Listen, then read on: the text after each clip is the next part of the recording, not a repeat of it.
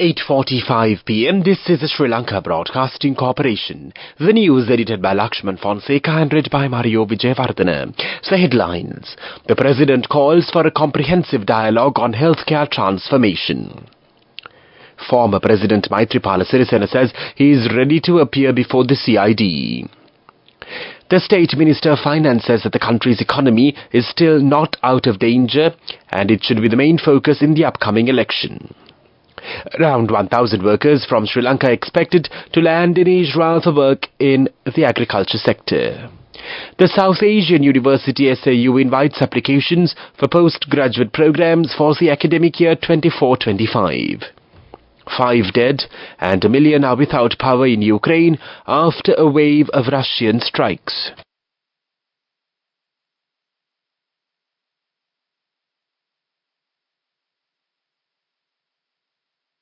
The President calls for a comprehensive dialogue on healthcare transformations. At the GMOA meeting held yesterday, President Ranil Wickremesinghe emphasized his intention to streamline the incorporation of modern technology to enhance medical facilities in Sri Lanka. The President highlighted the government's commitment to empower the health sector employees for the betterment of society, elaborating the crucial role of healthcare.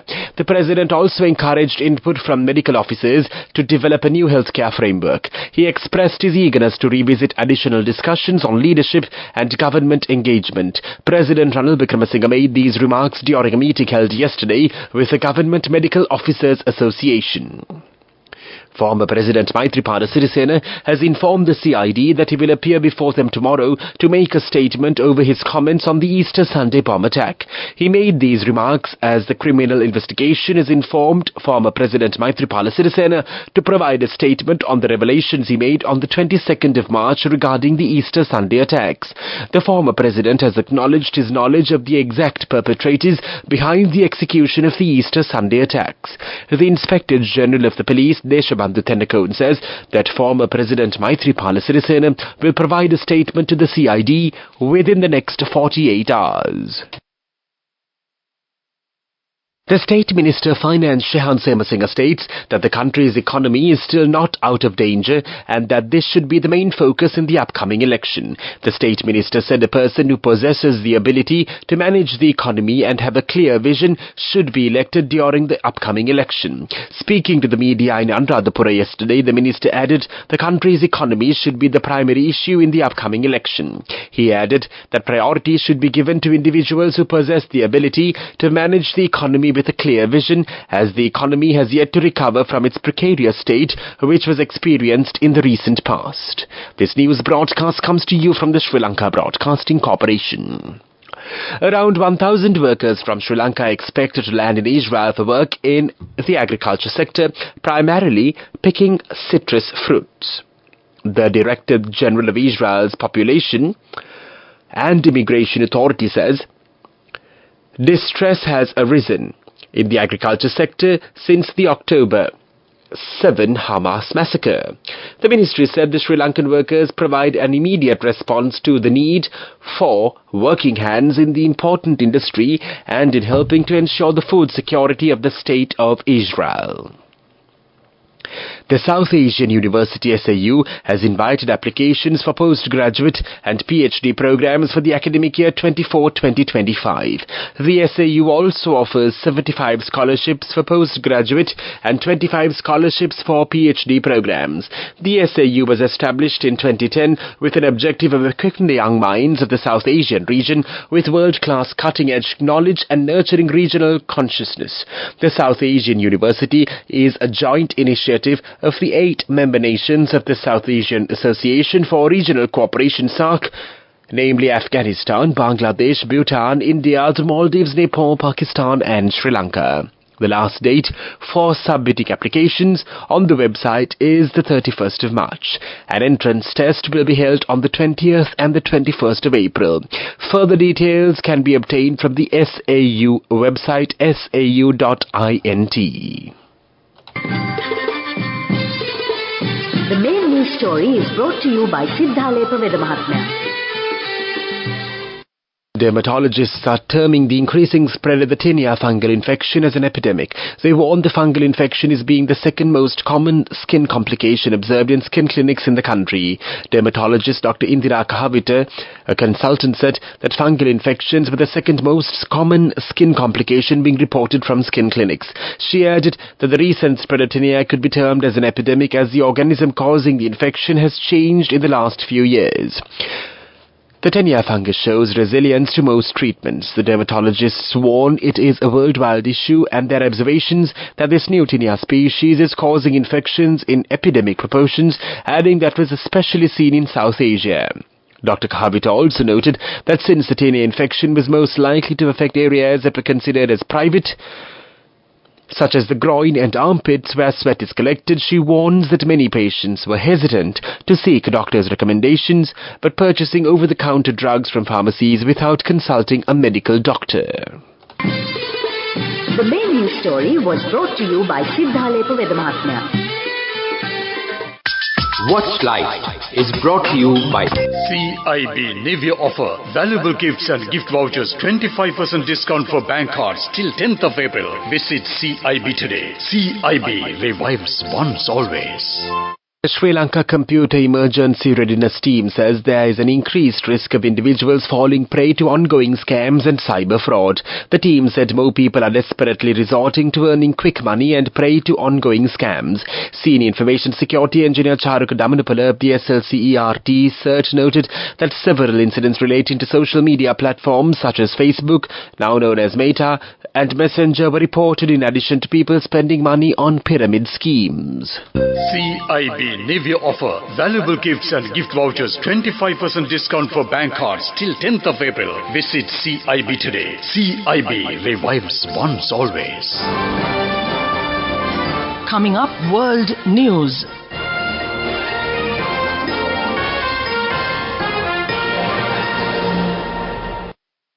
In world news headlines now, 5 dead and 1 million are without power in Ukraine after a wave of Russian strikes. Cuba has switched off nearly 3/4 of public lighting during peak hours to cope with the growing energy shortage. The Environmental Protection Agency EPA USA announces a comprehensive ban on asbestos. 1 million people are without power across Ukraine after Russian missiles targeted energy infrastructure. There is no electricity in the second largest city of Kharkiv, the regional head says, and more than 53,000 households in Odessa are without power. Ukraine's energy minister German Galushenko accused Russia of trying to provoke a large-scale failure of the country's energy system. Russia said it was revenge for recent Ukrainian attacks on Russian territory. At least 5 people have been reported killed and 14 wounded. President Volodymyr Zelensky said the latest wave of attacks showed that Western allies must give more military aid to Ukraine, including additional air defense systems.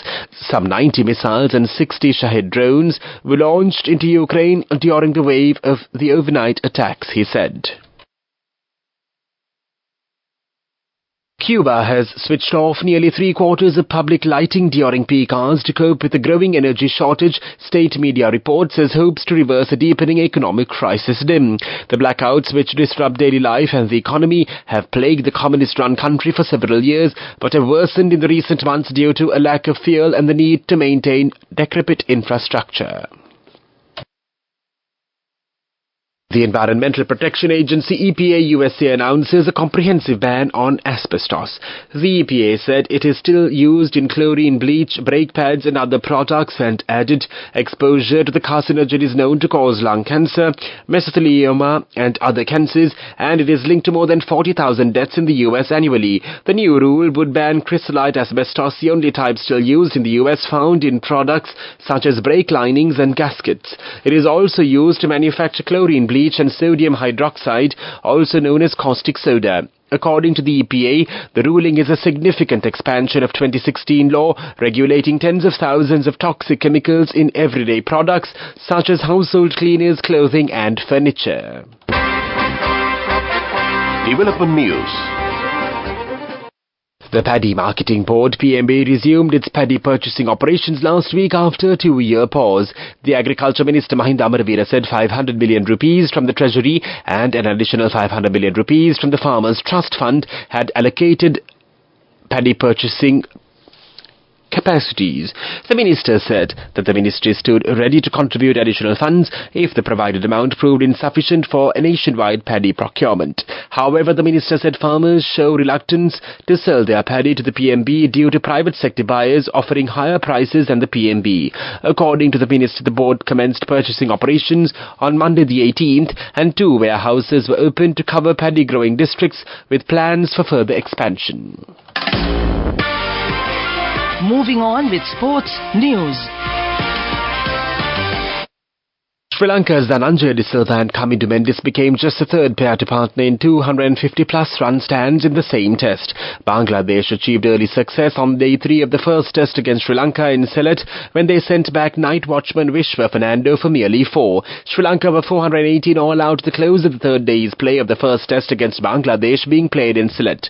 The overall lead is 510. Captain Dhananjaya De Silva scored 108 runs while Kamindu Mendis was out for a well-compiled 164. Bangladesh started batting in the second innings, and at the end of the day, the team had taken only 47 runs for 5 wickets.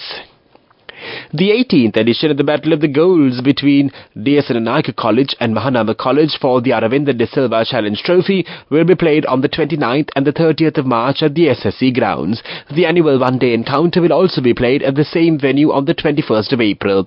The press conference of the big match was held recently as the ICC Hall of Fame inductee Aravinda Mad Max De Silva gracing the occasion as chief guest. Aravinda De Silva emphasized that both teams should play for a result rather than opting for a tame draw because at the end of the day, this was a schoolboy game that kids must enjoy instead of stressing themselves with outside pressure. He advised both the DS and Mahanama team, as their coaches, to play positive cricket in order to keep the excitement of the game.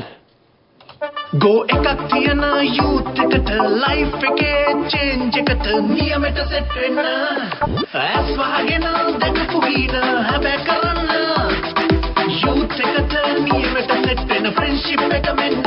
The all new NSB Ithru Mithru account, NSB I Am, a plan for your dream.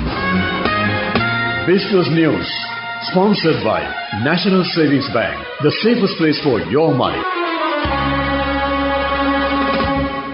Indigo has announced new direct flights between Mumbai and Colombo starting the 12th of April. The flights will operate 3 times a week on Tuesday, Thursday and Friday. Indigo added the move will play a key role in enhancing connectivity between the financial capital of India, Mumbai and Colombo. With this new connection, Mumbai has become the 4th destination in India with direct connectivity to Colombo after Bengaluru, Hyderabad and Chennai, Indigo added. Business News, sponsored by National Savings Bank, the safest place for your money. Go ekak thiyana youth eකට life එකේ change එකට නියමෙට set වෙන්න ඇස් වහගෙන දැකපු හීන හැබැ කරන්න youth එකට නියමෙට set වෙන්න friendship එක මෙන්න. The all new NSB Ithru Mithru account, NSB I Am, a plan for your dream. And now in economic news, the State Minister of Finance, Dr. Ranjit Siambalapitiya, says that the price of imported goods and the value-added tax will be announced daily to control the price of essential goods during the upcoming festive season. The State Minister says that accordingly the relevant prices will be announced by the Consumer Affairs Authority from Monday. He adds that the value of the Sri Lanka rupee has depreciated against the US dollar. The Minister also mentions that following the calling off of the trade union action by customs officials, all arrangements have been made for the supply of goods without a shortage for the festival season. Weather report. The Met Department predicts several spells of showers to occur in the eastern and over provinces. Showers or thundershowers will occur at several places in the western, Sabaragamu, southern, central and northwestern provinces during the afternoon or night. Misty conditions can be expected at some places in the central, Sabaragamu and the Uva provinces and in the Gala and Mathura districts during the morning. That was with the report. And now the headlines of this news broadcast once again. The President calls for a comprehensive dialogue on healthcare transformation. Former President Maithripala Sirisena says he is ready to appear before the CID. The State Minister of Finance says that the country's economy is still not out of danger and it should be the main focus in the upcoming election. Around 1,000 workers from Sri Lanka are expected to land in Israel for work in the agriculture sector. The South Asian University SAU invites applications for postgraduate programs for the academic year 2024-2025. 5 dead and 1 million are without power in Ukraine after a wave of Russian strikes. That concludes this news broadcast. You are with Radio Sri Lanka on a Sunday evening.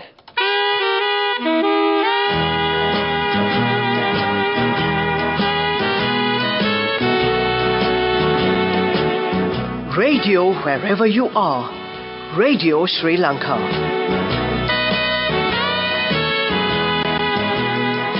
Radio Sri Lanka, station to the nation.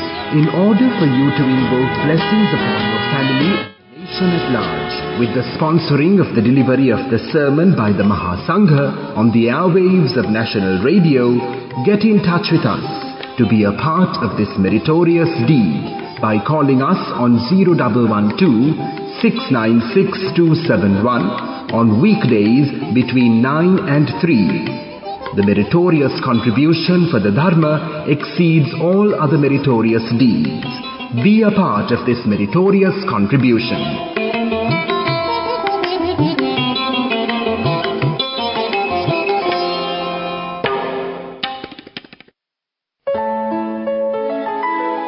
You're with Radio Sri Lanka on 97.4 and 97.6 FM.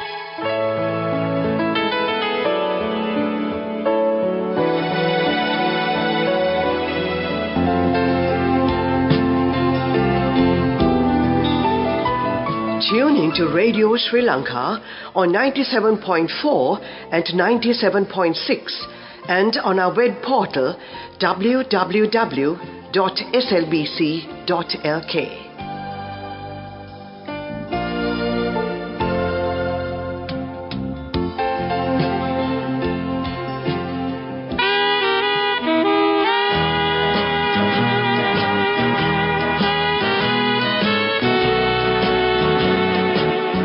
Radio wherever you are. Radio Sri Lanka.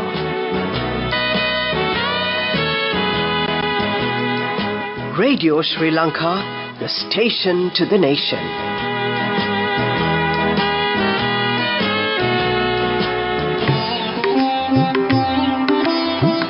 In order for you to invoke blessings upon your family and the nation at large, with the sponsoring of the delivery of the sermon by the Mahasangha on the airwaves of National Radio, get in touch with us to be a part of this meritorious deed by calling us on 0112 696 271 on weekdays between 9 and 3.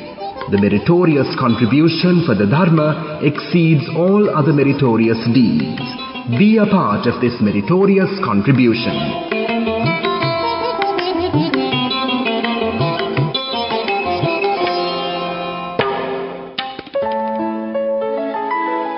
You're with Radio Sri Lanka on 97.4 and 97.6 FM.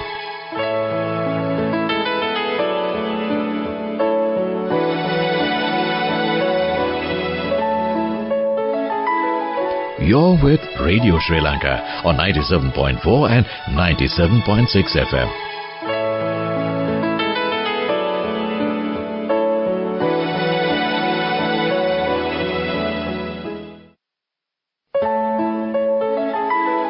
You're with Radio Sri Lanka on 97.4 and 97.6 FM. Thank you for always tuning in. Here's another one of your favorite tunes. Stay stuck.